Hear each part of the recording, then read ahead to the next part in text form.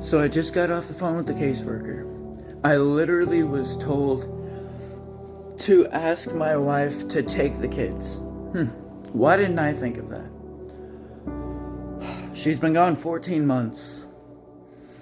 She's taken my stepson to her apartment 6 times in that time frame, and normally it's only for a few hours. On top of that, I don't have legal rights to my stepson. I was told that guardianship and stuff was going to be getting helped with. I haven't received those papers. I was told by the caseworker herself to tell my wife to take the kids. Or just my stepson. Well, I have video footage on Xander's birthday, my stepson's birthday, of Xander saying he wanted to stay at his mom's, and me trying to get her to take him for one night to stay the night. And she wouldn't do that. She said, well, I'll take them both, but I'm not taking just one. I'm not separating the boys. And so I said, okay. It was already after 8 o'clock. I went downstairs, woke Axel up, got him up, brought him upstairs, out into the garage where I'm at. Tried to hand him to her, and she's literally putting her hands up like I'm pointing a gun at her, saying, nope, not taking him, not taking him. All I was trying to do was hand her Axel so I could go get his stuff together.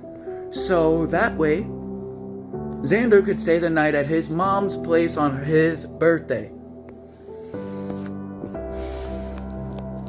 I have this on video footage. And I'm told, no, we'll just tell her to take the kids. And she had the audacity, this caseworker had the audacity to tell me that I could get a job.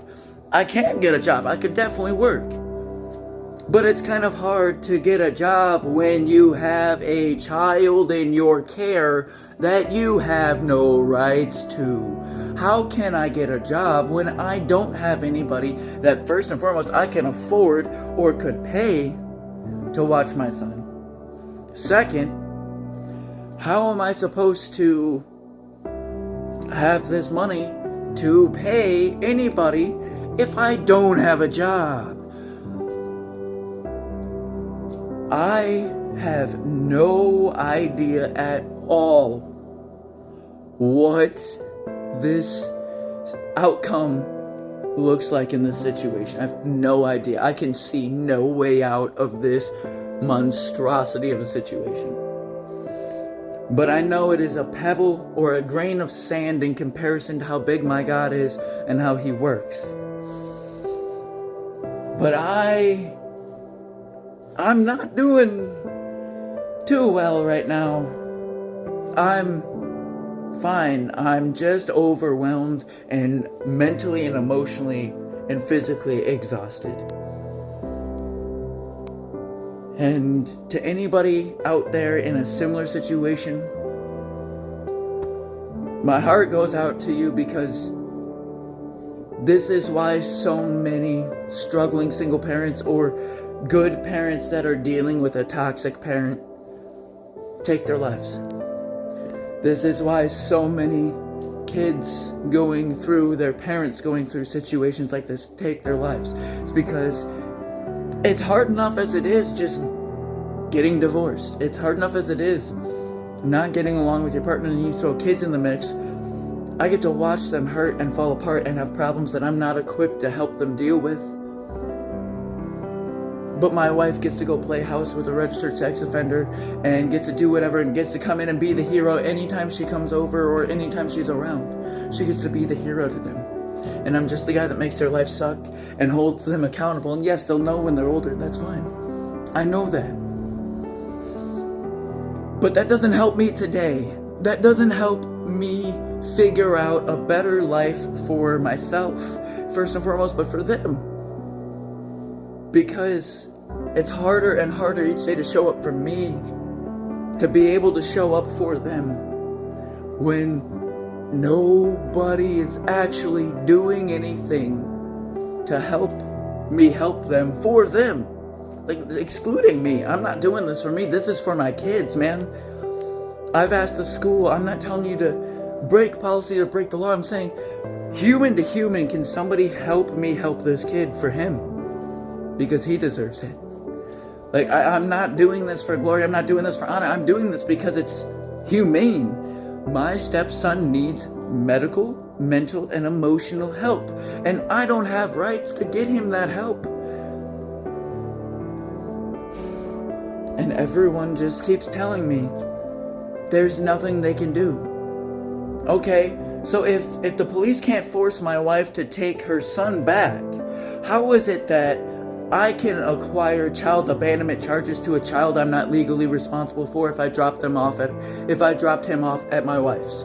If I dropped Xander off at my wife's apartment and left, knowing that she was there, like made sure she was home, like waited till the door opened and then left, how is it that I'm gonna get hit with child abandonment charges when she left at 10:30 at night, didn't even say goodbye to the kids, on October 24th of 23. But yet, here I am, unemployed, being an unpaid, glorified babysitter to a child that, I've known since he was 13 months old, and I signed up to be his dad when I was with his mom, but she's not doing anything to allow me to actually be his father. Those papers aren't coming. I'm still not divorced because I don't understand this paperwork that I have to fill out. And I have no money, and legal aid told me I was wasting their time. So literally any free help that I've learned about has literally told me that there's nothing they can do for me and that they're not going to help me. And they won't even let me surrender the kids. They told me, just tell your wife to take them. Just tell mom to take the kids. Yeah, that worked so well. That worked so well anytime that I've tried. And I'm not trying to be disrespectful to anybody. So please pardon my anger and frustration. I am at my wit's end. And I am extremely exhausted and tired of the situation, and I don't know how or when it ends. Right now, it seems like there will never be an end to this, but I know, based on the promises of God, that that's not true. Because mediocrity, lack, and less than enough all have set end dates. Trials and tribulations have set end dates. It's about finding the meaning in the undesirable events that take place in our life, and understanding the lessons that we needed to see in order to learn and grow. Once again, I'm not trying to be disrespectful. I